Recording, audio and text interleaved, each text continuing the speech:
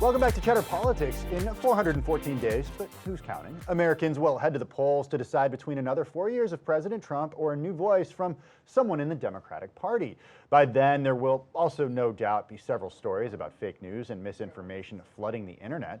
Joining us now is Paul Barrett, Deputy Director, Center for Business and Human Rights at NYU's Stern School of Business. Paul, it's great to have you on the show. It's the fourth report on online disinformation. Is there any reason to believe at this point that disinformation campaigns during the 2020 election won't be just really as bad or even worse than we saw in 2016? I think there's every reason to worry that the purveyors of disinformation have learned from what the Russians did in 2016 and will be back with new, different, and more challenging forms of untruth. Who do you think these purveyors are? Or who are they? Well, there's two broad sets. One coming from abroad, Russians, and I think in 2020 we have to keep an eye on the Iranians as well, and possibly the Chinese. And then you've got domestic disinformation. And from that source, you get actually the larger volume of disinformation overall. In a meaningful way, we do this to ourselves. What do you mean? I mean that it's Americans distributing, disseminating disinformation from all kinds of different sources. Unwittingly and unknowingly? No, in some cases quite purposely. And then you've got other people who are going to repeat a lot of it by sharing and retweeting and so forth. I'm curious about the goals here of the purveyors of this disinformation. Mm-hmm.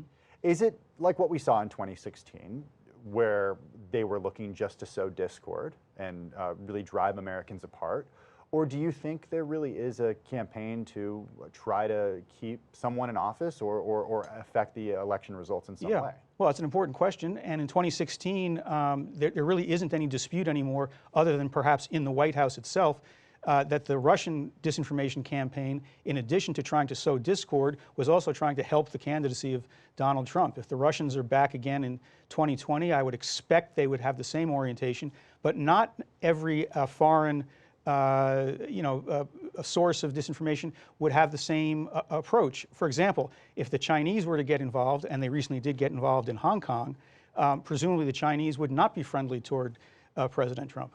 Deepfakes getting a lot of attention online. The Right. idea that a video is not a fake video can be made to look entirely real. We've seen examples from of President Obama, for example, Right. that look incredibly real. That is not him talking. Right. What is the scariest example of a deep fake that you've seen? Well, what I've seen, I think, aren't that serious, because they were all their purpose was to show how deep fakes worked. There was the one involving Obama. There was one involving Mark Zuckerberg and others like that. But the scariest real-world scenario is that on the eve of the election, a candidate is portrayed saying or doing something very embarrassing or illegal or what have you, and there's no way to correct the record fast enough so that voters would understand that this AI-driven false video is indeed not true. So you've sufficiently scared me in terms of what we can see and what we may see Right. online. What's the solution to this? Well, there are a number of solutions. The social media companies have to continue their efforts to improve their algorithmic filters. They have to hire yet more people to do both fact-checking and content moderation. Okay, so you're saying Facebook, Twitter, Instagram, That's and the right. like need to be taking this seriously, which they say they're doing. Which they say they're doing, but YouTube as well. They've got to do more. Users, us, the ordinary people, have a responsibility to be more skeptical of what we encounter online and to think twice before we share it or otherwise amplify it. Do you think the social media companies are doing enough right now? I think they could do more. I mean, for example, just one example, Facebook and its colleagues could be taking down altogether provably false content. Right now, what they do is they demote it or derank it, sometimes label it, but they leave it on the site, and it's therefore available to be shared. And I would argue that once they confidently can identify it as false, they ought to just go ahead and take it down. News literacy, the idea of making sure that Americans who are seeing this type of content question it. Is that something that is even realistic in our country? I mean, we know what our education system looks like. Right. Well, there are studies that show that certain types of very thorough digital news literacy programs can have a good effect. I think the social media companies, Facebook, Twitter, YouTube, should themselves be doing more of that kind of work with offerings that explain to people why they need to be skeptical right on the sites themselves. What is the onus that's on the U.S. government? What do you want to see the federal government do in order to help combat this and make, disinformation, help curb disinformation, but also I think at the same time, and not to conflate the two issues, make sure that our elections are actually safe? Right. Well, the two issues are interwoven. I mean, they were interwoven in 2016 when the Russians both launched an information operation and, of course, hacked into Hillary Clinton's and the DNC's email.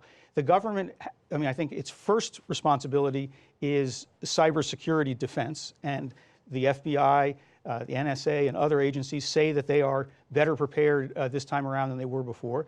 But they also have a lot of information that they can pass along to the social media companies, and that has started to happen in more instances and needs to continue. Some tech companies are also trying to outsource this information in contests. For example, companies like Facebook and Microsoft are teaming up to offer prizes to private citizens who can actually help detect these deepfake videos. Is that something that concerns you? No, I think that's a very good sign that they realize that they need to catch up and figure out how to build better detection systems. I mean, it's unnerving that it's happening sort of so late in the game, but at least now they're seem to be moving forward. Finally, what's the social platform that's most at risk in the 2020 election? Where do you think the most resources need to be spent? If you had to pick one, I would pick Instagram. Instagram was actually a huge source of engagement for the Russian operatives in 2016, and it remains vulnerable because its image-based service, it's a source, it carries photographs and video, is very susceptible to disinformation. Disinformation increasingly is meme-based, visual with a little message along with it, and therefore Instagram is vulnerable. Well, Paul Barrett, thank you so much for joining us on Cheddar Politics today. Paul's Deputy Director, Center for Business and Human Rights at NYU's Stern School of Business. Thanks so much, Paul. You bet. Coming up on Cheddar Politics, the new book exploring the many lives of Michael Bloomberg. It's right after this.